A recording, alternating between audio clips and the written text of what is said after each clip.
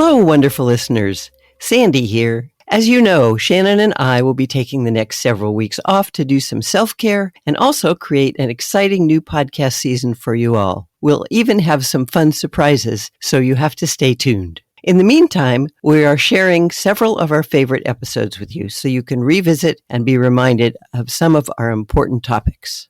Today, we're looking at one of my favorite episodes, which is about how you talk to yourself and what your inner child has to say. These things are so important because they are with you all the time, and how you choose to react to them will determine how you deal with your life. Hey, Shannon, how are you today? Hey, Sandy, it's so good to hear from you. What's going on? Oh, everything is great. The sun is out. It's a beautiful day, and life is wonderful. I love that. You have such a good attitude. Well, there's always good, and you can find it and focus on it, and your life will be wonderful. Unfortunately, there's always bad, but if you focus on that, your life will not be so happy. So I like to focus on the good. It's called balance, yin yang. Yes, that's it. Although I like the positive one, whichever that is, yin or yang, I don't know. True. Anyway, today we are on episode 4 and talking about really fun stuff. I'm excited for today's episode. This just tickles me for some reason. Yeah, well, and me too. It's important. I realized I say the word important a lot, but all of these things are important. So, and what we're going to talk about is we're starting with your self-talk. Which, some people swear up, down, and backwards they don't have that. I know. And I'm sure if our listeners are hearing this right now, their little voice in their head is saying, "What? I don't do that." Well, that's your self-talk right there, that little voice in your head. And what it does is it narrates your life. It tells you, wow, look, the sun is out and it's beautiful, or it's snowing in July. That's really weird. Or I really like that person, or I don't like that person. It just is an observational thing that runs all the time in your brain. It's kind of like the background processor on your computer. It just runs behind the scenes all the time. Exactly. And a lot of times, if we're not aware of it, it will define what we decide to do and what we feel, and can make a big difference in our life unless we're aware of our self-talk. So tell me how the self-talk is related to our inner child. That's a thing that it's kind of a buzz phrase that's thrown around. And I know there are people out there who think, I don't have an inner child. I'm an adult. Thank you very much. But they're related. Oh, very much so. Well, first of all, I want to look a little more at the self-talk because we need to know where it comes from. And it comes from ever since basically you were born, you have been interpreting what's going on in your life. You listen to the people around you, you make observations, and you create your attitudes and observations about what's going on. And that's your self-talk. And then your inner child is the little person you used to be. And like my inner child is probably about between 3 and 4. How old is your inner child, Shan? I was trying to figure that out before we started talking today because I knew you were going to ask me that question. And I haven't. Yeah, I'm having a really hard time pinning down an age. Yeah. Why do you say you think yours is between 3 and 5? Well, because that was when I started becoming really aware of the messages that my parents gave me and that my culture gave me, and that the people around me, I noticed how they acted and what they were saying and how they functioned, and started interpreting things and applying it to myself. I think your inner child is about applying all these things to you. Can you give us an example of how one of those messages from when you were 3 to 5, which if I'm correct, that's when your little sister was born, right? When you were between 3 and 5? There's that. Yes, yes. So you Well, started losing actually, attention. I was too, and I started losing attention, obviously. When you have an infant, the 2-year-old who's running around doesn't need as much picking up and holding and carrying and all that as the infant does. Right. It was fine. My parents did exactly what they were supposed to, but I interpreted it to mean that I was not as lovable and valuable as she was. And they never said that, but they paid more attention to her because she was an infant. And so she got the attention and I didn't. And I internalized that and thought it meant that I wasn't valuable. Mhm. And then as I grew, she was fun and cute and everybody loved her and she liked to sleep. How many babies like to sleep? I like to scream. So anyway, she got a lot of good attention for that. And so my inner child continued to feel inadequate. And the more that happened, the more worried about who I was and if I was any good happened along. So my inner child was very insecure. Yeah. What about you? Tell us what that Well, I was. was trying to think about it, and it's hard for me to pinpoint like what messages come from her. It's more I can see the way I want to react to things maybe coming more from her. And one of the values that I noticed that I didn't really realize was a message that came from my early childhood is the notion that you take care of your stuff. You don't treat your stuff Yeah. poorly. You don't leave it on the ground, you take care of it. And I didn't really realize that that was just me until I got married and my husband and his daughter moved in with me. And I mean, she was just a kid. It's not like she was horrible and running around destroying things. She was just a kid who didn't understand that there are repercussions to not treating things well. When you're little, you don't understand that you can hurt a house, that you can hurt a vehicle. And I started reacting. I would get all tied up in knots and finally realized that my value that you take care of your stuff was being violated. And it was making me react like a young person. Like I got really angry because my value was being violated. And when I finally figured out this is a message that Yeah. comes from when I was really little, but I know that when I was really little, I wasn't taking care of stuff either. I remember that running the vacuum cleaner into the wall thinking you can't hurt a wall. Well, you can, and it costs a lot to fix it. But I didn't know that back then, but the message got through. And so I finally realized that Yeah. I'm reacting inappropriately. Like there is As your entirely inner too much child would. anger going on here. Right. So that's the one that really stands out. Yeah. Yeah. And your inner child actually runs a lot of what you do and does form your self-talk in some areas about things that you feel are personal. If the sun's out, you're not going to take that personally. But if somebody trashes your wall, your inner child is going to get upset because it violates what she believes things are supposed to be like. And for example, my inner child, when I was young, I was, how do I say this? I was bullied. I was not popular.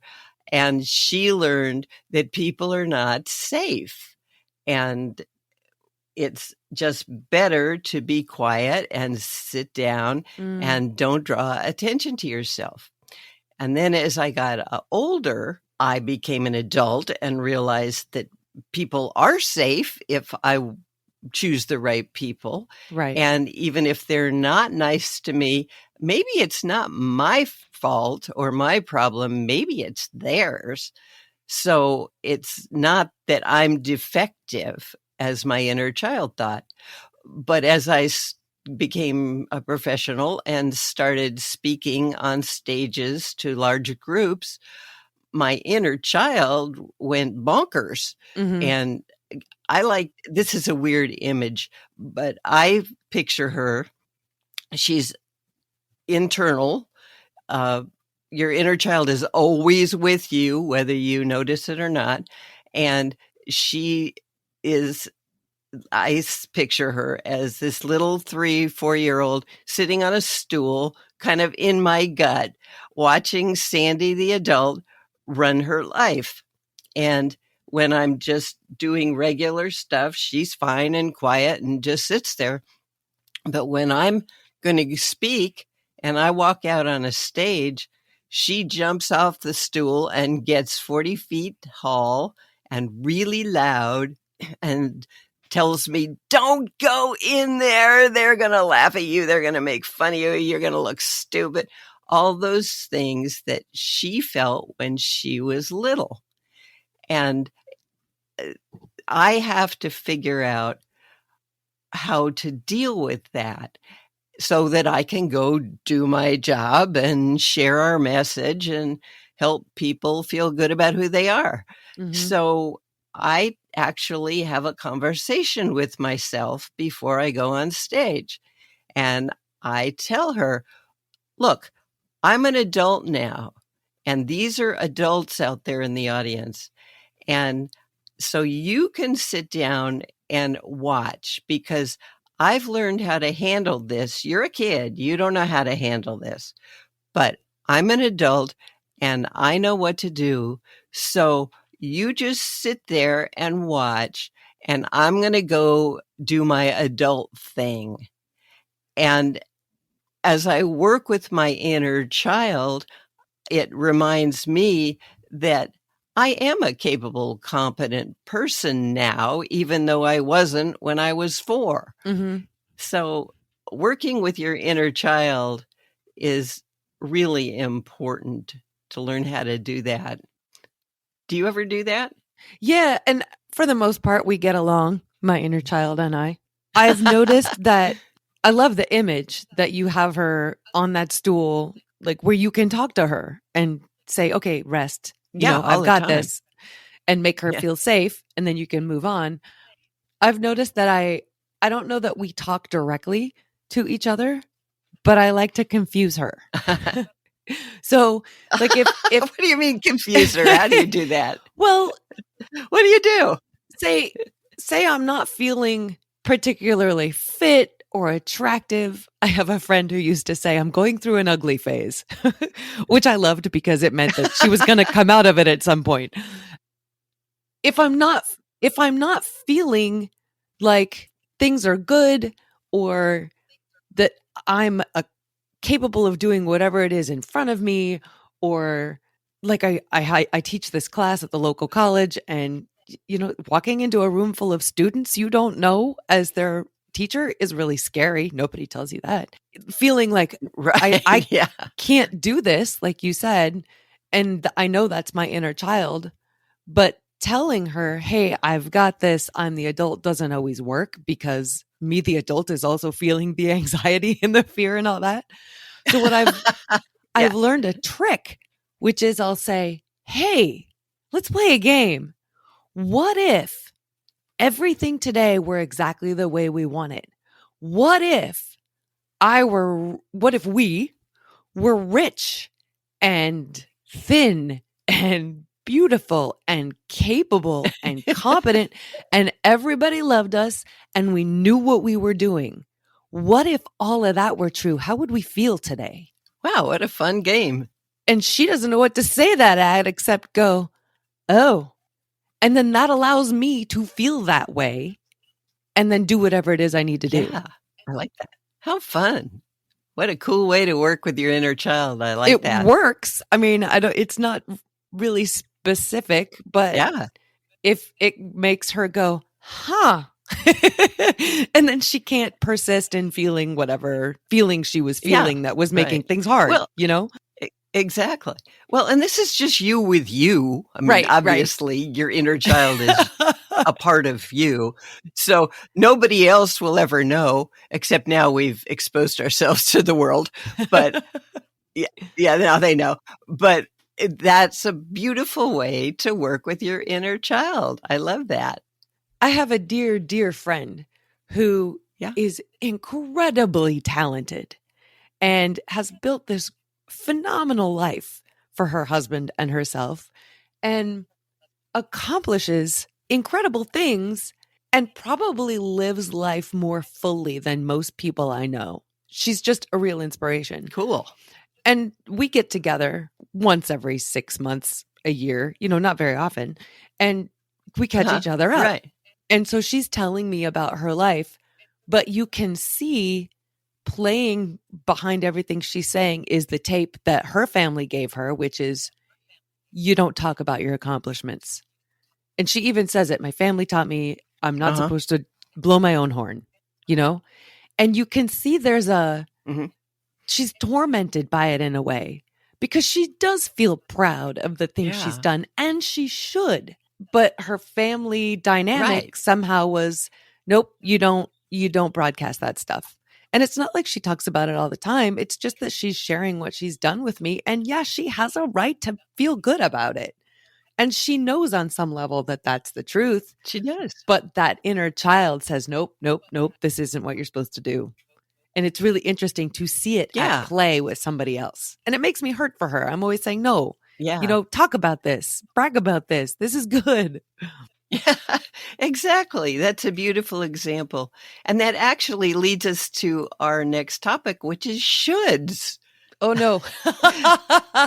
Our shoulds are our values, attitudes, and beliefs that we were taught as a child and have developed and grown with.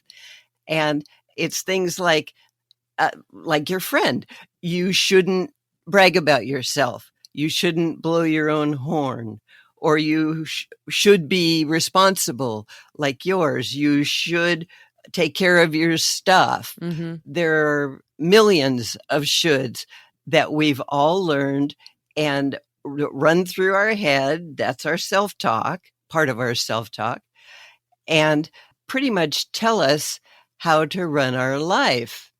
The thing about shoulds is that they came from people who had their own stuff. Mm-hmm. And a lot of the shoulds they gave you are good.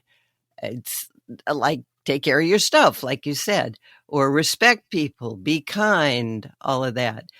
But we also got a lot of shoulds about don't trust certain kinds of people, and women with short hair are not as attractive as women with long hair, or whatever.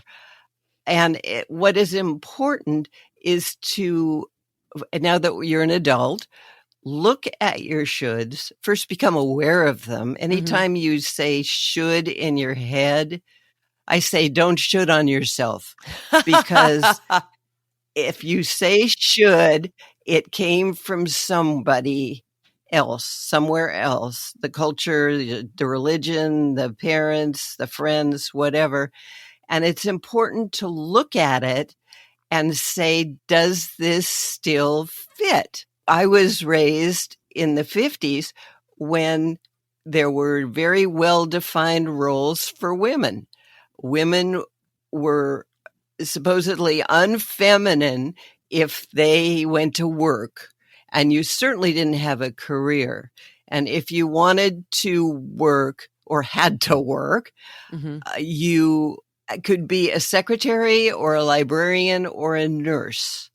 I remember when I went to my high school counselor saying, I'd like to go to college. What colleges do you like? All that. And he said, oh, well, you want to go to college to meet a man who can get a good job and support you and all the children you're going to have. And I said, no, I want to go to college because I want a career. And he was horrified. And that was the attitude. Those were shoulds. Mm-hmm. And then I had to become aware of them and overcome them, look at where they came from and if they still apply to me as an adult now. A lot of them still apply. A lot of them, pay your bills, be kind, be respectful, take care of stuff.